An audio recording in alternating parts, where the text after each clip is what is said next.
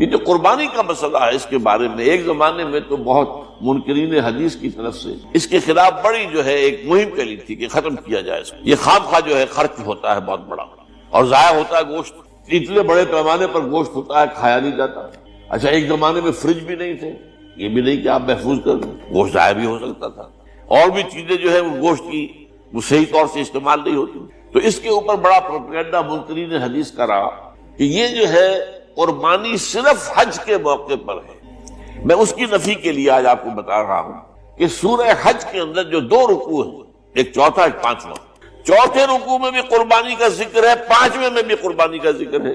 یہ ایک دم جو ہے ایک جگہ پر جو 2 طرح کی قربانیوں کا ذکر ہو رہا ہے، یہ کیوں ہو رہا ہے؟ چوتھے رکوع میں وہ مناسک حج کے ساتھ اس کا وہاں جو فرمایا گیا لِيَشْهَدُوا مَنَافِعَ لَهُمْ وَيَذْكُرُوا اسْمَ اللَّهِ عَلَى مَا رَزَقَهُم مِّن بَهِيمَةِ الْأَنْعَامِ فِي أَيَّامٍ مَّعْلُومَاتٍ عَلَى مَا رَزَقَهُم مِّن بَهِيمَةِ الْأَنْعَامِ فَكُلُوا مِنْهَا وَأَطْعِمُوا الْبَائِسَ الْفَقِيرَ. وہاں پہ قربانیاں دو، پھر اللہ کا نام لو ان جانوروں پر جو اللہ نے تمہیں عطا کیے ہیں، اور جو معین دنوں کے اندر دو، فی ایام معلومات، اور پھر اس میں سے خود بھی کھا، اور جو ہے جو جیسے صدقہ کا گوشت ہوتا ہے وہ نہیں ہے، وہ قربانی کا گوشت ہے، اس میں سے آپ خود بھی کھائیں اور غرباء کو کھلائیں، غریبوں کو دیں، مساکین کو دیں. تو یہ پورا حکم آ چکا ہے چوتھے رکوع کے اندر. پانچواں رکوع پورا کا پورا جو ہے وہ عید الاضحیٰ پر ہے میرے نزدیک. یہی حکمت صوم کے بارے میں ہے کہ وہاں جب ایک حکم تکرار کر کے آیا کہ پہلے فرما دیا گیا فَمَنْ كَانَ مِنْكُمْ مَرِيضًا أَوْ عَلَىٰ سَفَرٍ فَعِدَّةٌ مِّنْ أَيَّامٍ أُخَرَ، اگر بیمار ہو کوئی اور یہ یا کہ سفر پر ہو تو تعداد دوسرے دنوں میں پوری کرے. پھر کیا وجہ دوبارہ آ رہا ہے؟ شہر رمضان الذی انزل فیہ القرآن ھدی للناس وبینات من الھدی والفرقان فمن شہد منکم الشہر فلیصمہ ومن کان مریضا او علی سفر فعدۃ من ایام اخر. کیوں؟ یہ تو ادبی اعتبار سے یہ کلام کا عیب شمار ہوتا، تکرار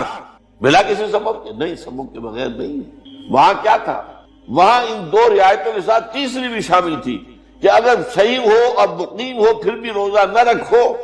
تو ایک مسکین کو کھانا کھلا دو. یہ رعایت ختم ہوئی ہے رمضان کے روزے کے ساتھ، اب رکھنا پڑے گا روزہ. اور اگر بیمار ہو یا سفر پر ہو تو ٹھیک ہے، دوسرے دنوں میں پورا کرو، پورا کرنا لازم ہے. تو یہ چیز جو ہے یہ در حقیقت کسی وجہ سے ہوتی. بالکل یہی بات ہے سورہ حج کے چوتھے رکوع کے اندر وہ جو قربانی ہے حج کے ساتھ اس کا ذکر آ چکا. اب سنیے یہ جو آ رہا ہے، فرمایا وَلِكُلِّ أُمَّةٍ جَعَلْنَا مَنْسَكًا، ہر امت پر ہم نے ایک جو ہے قربانی کا معاملہ نازل وہ جو ہے فرض کیا ہے.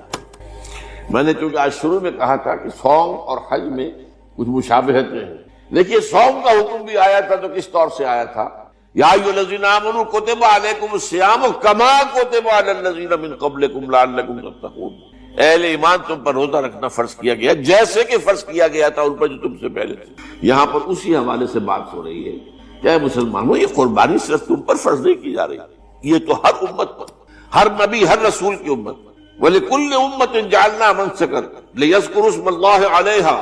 تاکہ وہ نام لیں اللہ کا، عَلَىٰ مَا رَزَقَهُم مِّن بَهِیمَةِ الْأَنْعَامِ، جو کچھ اللہ تعالیٰ نے انہیں رزق دیا ہے. یہ چوپائے جو ہیں حیوانات قسم کے، ان پر اللہ کا نام لے کر چھری پھیری جائے، اللہ کے نام سے ان کو ذبح کیا جائے. فَإِلَٰهُكُمْ إِلَٰهٌ وَاحِدٌ فَلَهُ أَسْلِمُوا. تو یہ جان لو کہ اس قربانی کی اصل روح کیا ہے؟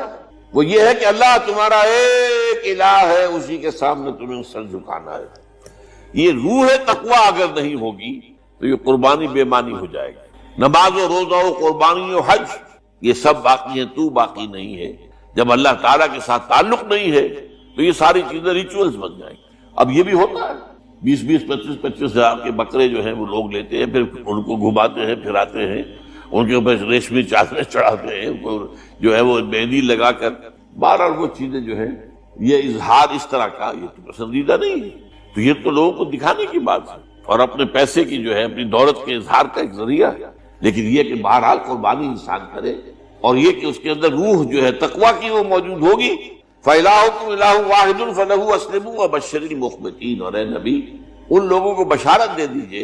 کہ جو اللہ کے سامنے جھکے رہتے ہیں، خشوع اور خضوع کی شکل اختیار کرتے ہیں. الَّذِينَ إِذَا ذُكِرَ اللَّهُ وَجِلَتْ قُلُوبُهُمْ، وہ لوگ کہ جب اللہ کا نام لیا جائے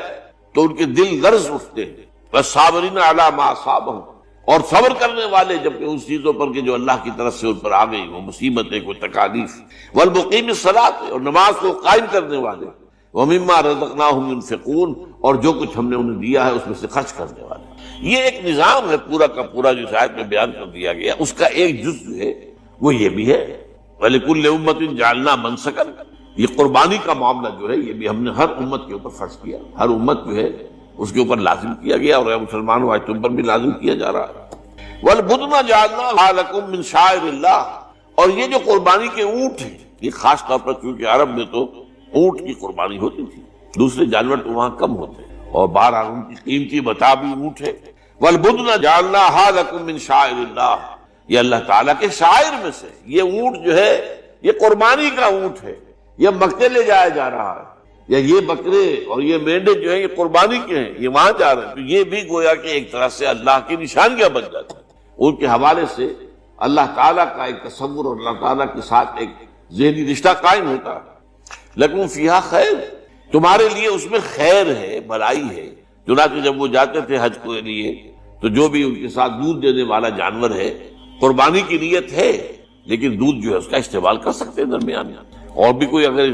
ان کی کوئی چیزوں سے فائدہ اٹھانا ہو، لکم فیہا خیر۔ فاذکروا اسم اللہ علیہا،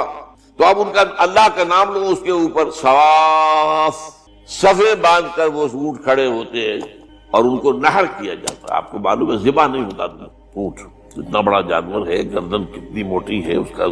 ذبح کرنا بڑا مشکل ہے، نحر کہتے ہیں۔ کھڑا ہے اونٹ اور ایک برچھا، چھوٹا سا برچھا ہے جو اس کے یہاں گردن کے یہ جہاں آ کر دونوں ہنسلیاں ملتی ہیں وہاں پر مارا جاتا ہے، اور یہاں سے جو بہت بڑی وین ہے وہ در حقیقت ایورٹا، وہ جو ہے ختم ہوتا ہے، تو وہاں سے خون کا پھر فوارہ آتا ہے۔ یا ایھا الذین آمنوا توبوا الی اللہ توبۃ نصوحا، اہل ایمان رجوع کرو اللہ کی جناب میں، لوٹو پلٹو، توبہ کرو، اور وہ توبہ بھی نہایت خالص توبہ۔ یہ توبہ حضرت علی رضی اللہ تعالیٰ عنہ نے ایک مرتبہ دیکھا ایک شخص کو، وہ گردان کر رہا ہے توبہ کی تیزی تیزی سے، فرمایا یہ تو توبۃ المکذبین ہے، جھٹلانے والوں کی توبہ ہے یہ۔ وہ گھبرایا، تو پھر آپ نے فرمایا توبہ وہ ہوتی ہے جس کے ساتھ وہ ساری کیفیات ہو، شدید ترین پشیمانی ہو کہ میں کیا کر بیٹھا، پھر یہ کہ آئندہ کے لیے عزم مصمم ہو کہ ہرگز دوبارہ یہ کام میں نہیں کروں گا، اور نہایت گڑ گڑا کر اللہ سے اس کی دعا جو ہے اس کی معافی طلب کی جائے۔ یہ قلب کی گہرائیوں سے جب تک یہ توبہ نہیں نکلے گی یہ توبہ نہیں ہے۔ تو توبۃ النصوح،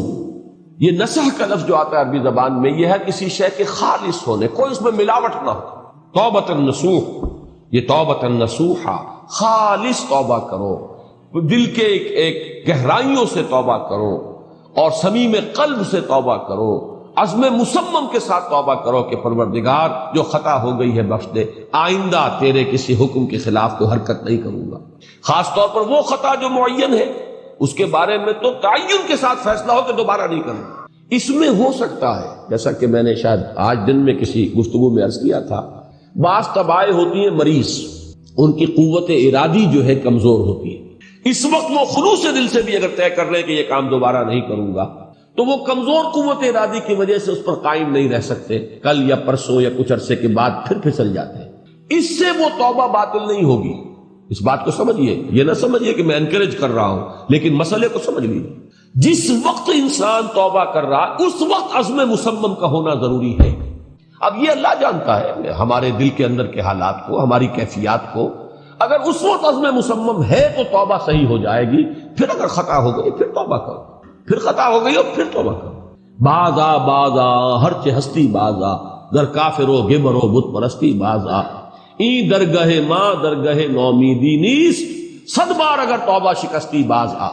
اگر 100 مرتبہ بھی توبہ ٹوٹ گئی ہے کوئی پرواہ نہیں، جب تک یہ زندگی کا تسلسل چل رہا ہے، معلم یغرغر، جب تک کہ وہ گھنگرو نہیں بولا ہے آ کر حلق میں اور نزع اور جان کندنی کا عالم شروع نہیں ہو گیا ہے، اس وقت تک توبہ کا دروازہ کھلا ہوا۔ لیکن جس وقت توبہ کر رہا ہے آدمی، اب یہ آدمی اپنے آپ کو دھوکہ دے لے گا تو دوسری بات ہے، لیکن اللہ جانتا ہے، اس وقت اگر عزم مصمم ہے تو توبہ درست ہو جائے۔ تو جو بھی معاملات ہیں اللہ اور بندے کے مابین، اس میں 3 شرائط ہیں کہ جو علماء نے معین کی ہیں۔ ایک حقیقی پشیمانی، وہ پشیمانی جس کے لیے اقبال کا وہ شعر بہت مشہور ہے، جو انہوں نے نوجوانی میں کہا تھا، اور داغ دہلوی اس مجلس میں موجود تھے جہاں علامہ نے یہ شعر پڑھا ہے، تو انہوں نے بڑی داد دی تھی کہ میاں اس عمر میں اور یہ شعر یعنی چشم بد دور، وہ یہ داد کا بڑا ایک یعنی بلیغ انداز ہے۔ اور وہ شعر کیا تھا؟ موتی سمجھ کے شان کریمی نے چن لیے، قطرے جو تھے میرے عرق انفعال کے، شرمندگی کے احساس سے پیشانی کے اوپر اگر پسینہ آ گیا ہے، شرمندگی ہے، اللہ میں یہ کیا کر بیٹھا، اللہ مجھ سے کیا ہو گیا، تو یہ شرمندگی سے اگر عرق آلود ہو گئی ہے پیشانی، تو اللہ کو یہ اتنی محبوب ہے کہ موتی سمجھ کے شان کریمی نے چن لیے، قطرے جو تھے میرے عرق انفعال کے۔ حدیث میں یہ مضمون آیا ہے، اللہ کو کتنی خوشی ہوتی ہے اپنے بندے کے توبہ سے۔ بائبل کی ایک سٹوری جو ہے دی پروڈیگل سن، وہ آپ کو یاد ہوگی کہ ایک شخص کے کئی بیٹے تھے، اکثر جو تھے سارے بڑے فرما بردار، بڑے عمدار، سعادت مند کام کرنے والے، ایک تھا نٹکھٹ قسم کا شریر،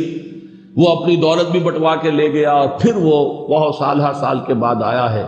تو سخت یعنی فقیری کے اور قلاشی کے عالم میں باپ نے واقعی سب سے توجہ ہٹا کر اپنی ساری محبت کا مرکز پھر اس بچے کو بنا لیا، اپنے بیٹے کو۔ تو وہ سعادت مند بیٹے تھے، انہوں نے کہا کہ یہ کیا کیا آپ نے،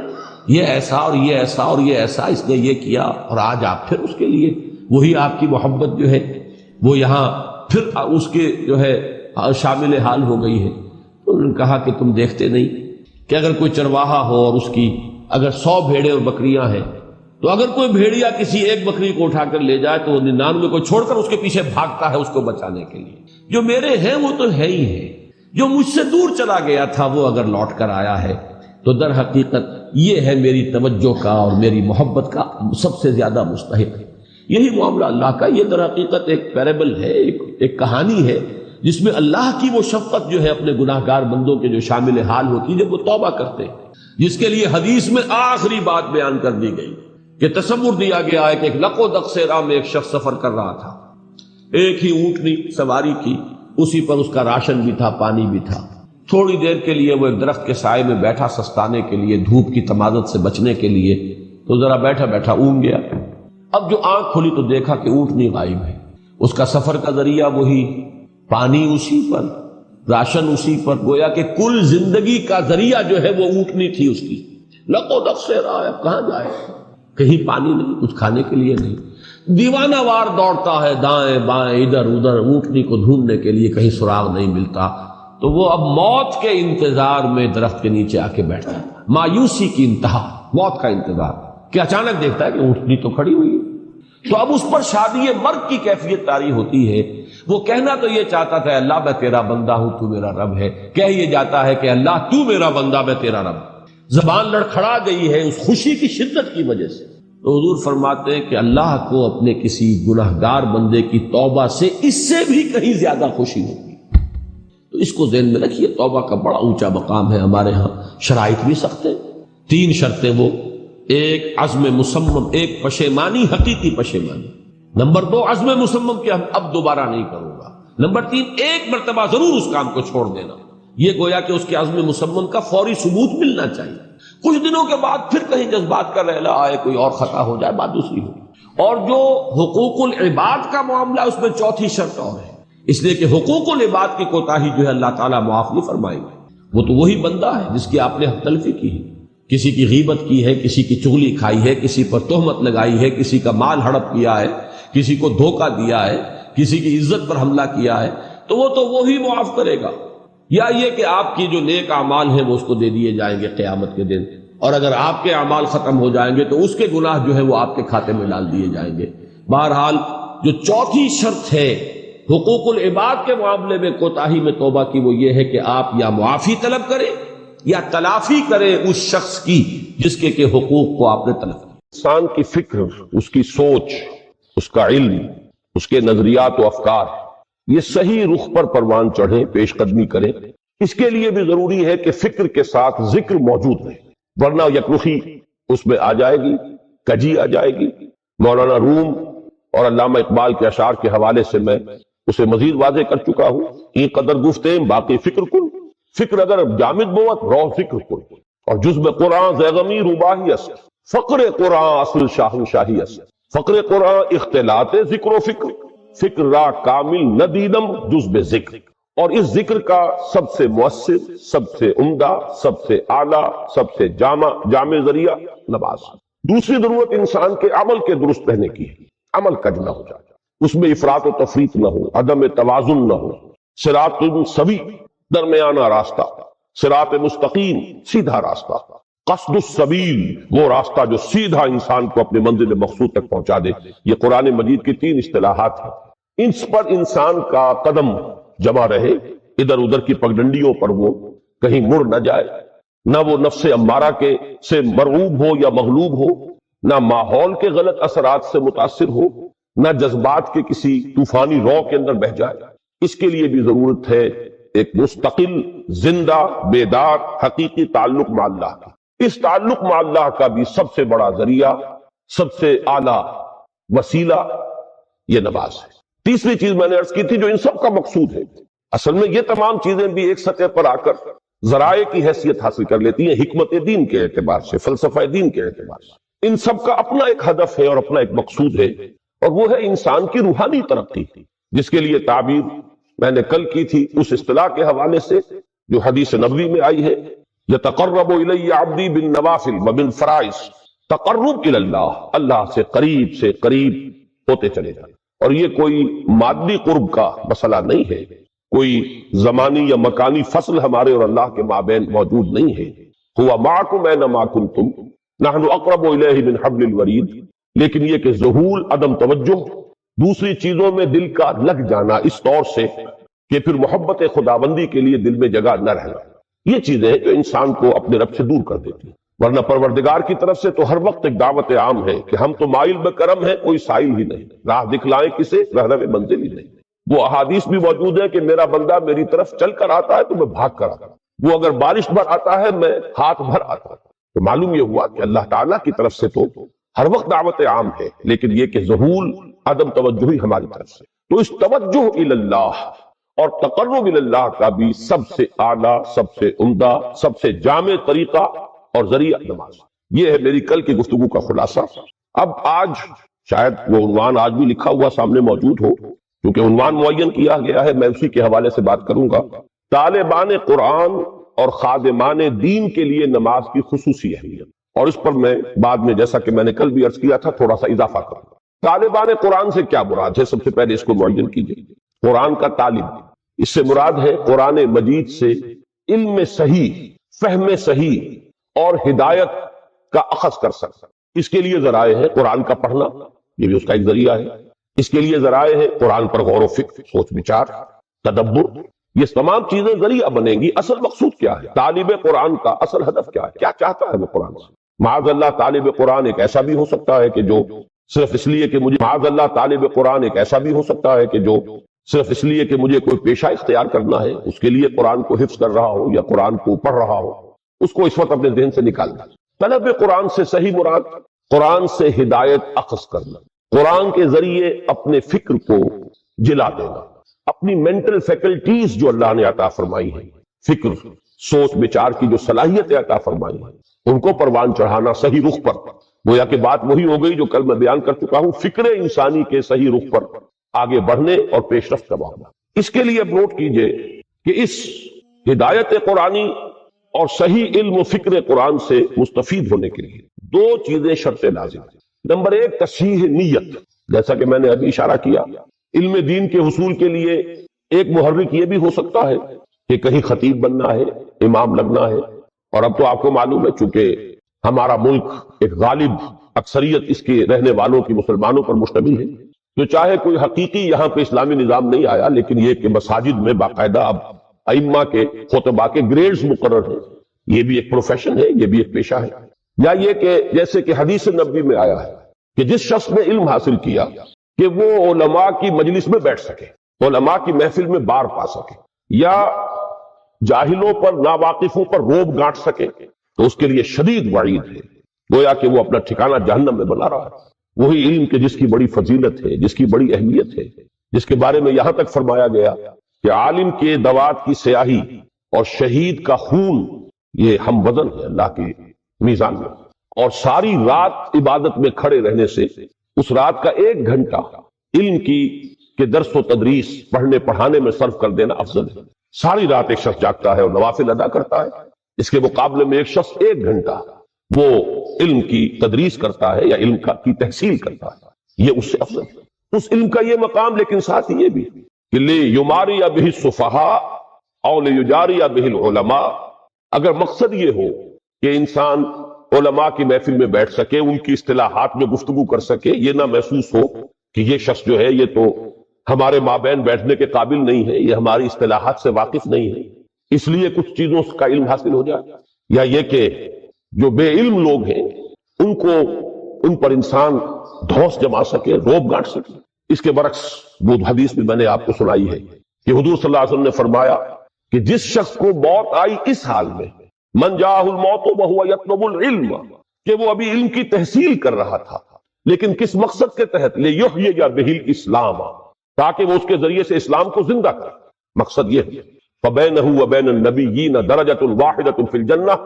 تو ایسے شخص کے اور انبیاء کرام کے درمیان جنت میں صرف 1 درجے کا فرق رہ جائے۔ تو معلوم ہوا کہ تصحیح نیت اس کی بڑی اساسی اہمیت ہے طلب علم میں، اور اس تصحیح نیت کے لیے لازم ہے وہی دوام ذکر الہی، دل کا اللہ کے ساتھ متعلق رہنا۔ مجھے لفظ ایک یاد آیا، ایک حدیث میں آیا ہے قلبہ معلق بالمساجد۔ حضور صلی اللہ علیہ وسلم نے 7 افراد کا تذکرہ فرمایا ایک حدیث میں کہ جن کو اللہ تعالیٰ خاص اپنے سائے تلے جگہ دے گا قیامت کے دن، جس دن کسی کے لیے کوئی سایہ نہ ہو۔ ان میں سے ایک وہ بھی ہے، ایک ایسا شخص کہ جس کا دل مسجدوں ہی میں اٹکا رہتا ہے، وہ اگر نکلتا ہے باہر اپنی ضروریات کے لیے، آخر معاش کی بھاگ دوڑ ہے اور ذمہ داریاں ہیں، لیکن دل وہیں اٹکا رہتا ہے کہ جیسے ہی اذان کی آواز آتی ہے دبکتا ہے، جیسے کہ مچھلی جو ہے، جسے آپ کہتے ہیں ماہی بے آب، مچھلی کو اگر آپ پانی سے نکال لیں گے تڑپے گی۔ اسی طریقے سے ایک مسلمان کی کیفیت مسجد سے باہر جو وقت وہ گزارتا ہے مجبوراً، تو اس کو اس کیفیت میں گزرنا چاہیے۔ اسی طریقے سے میں نے لفظ استعمال کیا کہ دل اللہ سے اگر متعلق نہ رہے، قلبہ معلق بالمساجد، اسی طریقے سے اللہ کے ساتھ دل اگر معلق نہ رہے، جڑا نہ رہے، تو نیت جو ہے اس میں فساد آ جائے گا۔ نیت ہی میں تو فساد ہے، جس کے لیے کہ شیطان دل میں پھونکے مارنے لگتا ہے، اور ذکر سے خالی قلب کے بارے میں یہ حدیث میں کل آپ کو بتا چکا ہوں۔ تو معلوم یہ ہوا کہ قرآن مجید سے صحیح فکر، صحیح علم، صحیح سوچ، حقیقی ہدایت کے اخذ کرنے کے لیے شرط لازم ہے تصحیح نیت، اس کے لیے لازم ہے دوام ذکر، اور دوام ذکر کا سب سے اعلیٰ، سب سے عمدہ، سب سے جامع طریقہ یہ کل ہم دیکھ چکے۔ یہ ذکر کی میں نے آپ کو اقسام بتائی، ذکر غیابی، ذکر حضوری، پھر یہ کہ ایک ذکر صرف ذہنی و فکری ہے، اس کے ساتھ ایک ذکر وہ ہے جس میں عمل کو بھی شامل کر لیا۔ یہ جملہ پہلو نماز میں جمع ہو گئے، ذکر غیابی بھی ہے، ذکر حضوری بھی ہے، خطاب بھی ہے، دعا بھی ہے، مخاطبہ و مکالمہ بھی ہے، ہم کلامی بھی ہے۔ الصلاۃ معراج المومنین اسی لیے اسے کہا گیا۔ پھر یہ کہ اس میں نہ صرف ہم کچھ کہہ رہے ہوتے ہیں، بلکہ یہ کہ اس کے ساتھ جو ہمارا رکوع اور سجود ہے، یہ گویا کہ عملاً اس وقت ہم تعظیم کر رہے ہوتے ہیں اللہ کا۔ تو پھر جوڑتے جائیے بات کو، اس لیے کہ یہ رب قائم نہیں ہوگا تو پھر کوئی فائدہ نہیں ہوگا سوائے اس کے کہ ایک واضح آپ نے سن لیا کہ طالب قرآن کے لیے صحیح معنی میں قرآن کی ہدایت سے استفادے کے لیے شرط اول جو شرط لازم کی حیثیت رکھتی ہے وہ ہے تصحیح نیت۔ اس کے لیے ضروری ہے دوام ذکر، اور ذکر کا جامع ترین، بلند ترین طریقہ، ذریعہ نماز۔ اسی طرح طالب قرآن کے لیے ایک دوسری شرط ہے، وہ شرط یہ ہے کہ جیسے جیسے علم اور ہدایت حاصل ہو اس کے ساتھ ساتھ عمل بھی فوراً شروع ہو جائے۔ اس میں اگر گیپ واقع ہو جائے گا، ایک بات سمجھ میں آ گئی ہے، ذہن پر منکشف ہو گئی، دل نے گواہی دے دی کہ ہاں بات ٹھیک ہے، دیکھنا تقریر کی لذت کے جو اس نے کہا، میں نے یہ جانا کہ گویا یہی میرے دل میں تھا، میری فطرت یہی کہہ رہی ہے، مجھے اپنے اندر سے اسی بات کی گواہی مل رہی ہے۔ اب ذہن اور قلب کا متفقہ فیصلہ ہو چکا کہ یہ صحیح ہے۔ اب اگر فوری طور پر عمل اس رخ پر نہ مڑے، اگر موڑنے کی ضرورت ہو، پہلے سے اس پر انسان عامل ہے تو مزید انشراح ہوگا، مزید انبساط ہوگا، مزید اس پر اعتماد پیدا ہوگا، مزید اطمینان حاصل ہوگا۔ یہی وہ لفظ ہے کہ جو آیا ہے بلند ترین کیفیت کے لیے نفس انسانی کی، نفس مطمئنہ، یا ایتھا النفس المطمئنہ ارجعی الی ربک راضیۃ مرضیہ۔ تو پہلے سے اس پر عامل ہے تو مزید اطمینان، مزید انشراح پیدا ہوگا، نہیں ہے تو اب اس کی طرف رخ کو موڑنا لازم۔ یہ نہیں کریں گے تو وہی گیپ شروع ہو جائے گا، لما تقولون ما لا تفعلون، کیوں کہتے ہو جو کرتے نہیں۔ یہاں سے جو گیپ شروع ہوتا ہے انسان کے فکر و عمل کا گیپ کہہ لیجئے، علم و عمل کا فصل کہہ لیجئے، قول و فعل کا تضاد کہہ لیجئے، یہی ہے کہ جو آگے بڑھ کر یہی وہ روگ ہے، یہی وہ مرض ہے۔ قرآن مجید میں بار بار آیا ہے فی قلوبہم مرض فزادہم اللہ مرضا، یہ روگ ہے جو ترقی کر کے پھر اس مقام تک انسان کو لے جاتا ہے جو کھلم کھلا اور صریحاً کفر سے بھی اللہ کو زیادہ مبغوض اور ناپسند، یعنی نفاق۔ اب اس عمل کے لیے بھی یہ کل ہم دیکھ چکے، اس عمل کے لیے لازم ہے وہی تعلق مع اللہ، اور اس کے ذریعہ وہی ذکر دوام، ذکر مدام، اور اس کے لیے اس کی بلند ترین جامع ترین صورت نماز۔ اب یہی دیکھیے سورہ بنی اسرائیل کی جو 2 آیات میں نے آپ کو، بلکہ ایک ہی آیت میں پڑھ سکا، دوسری رہ گئی، اس میں اسی کی طرف اشارہ ہے۔ اقیم الصلاۃ لدلوک الشمس الی غسق اللیل وقرآن الفجر، نماز کو قائم رکھو سورج کے ذرا ڈھلنے سے لے کر رات کے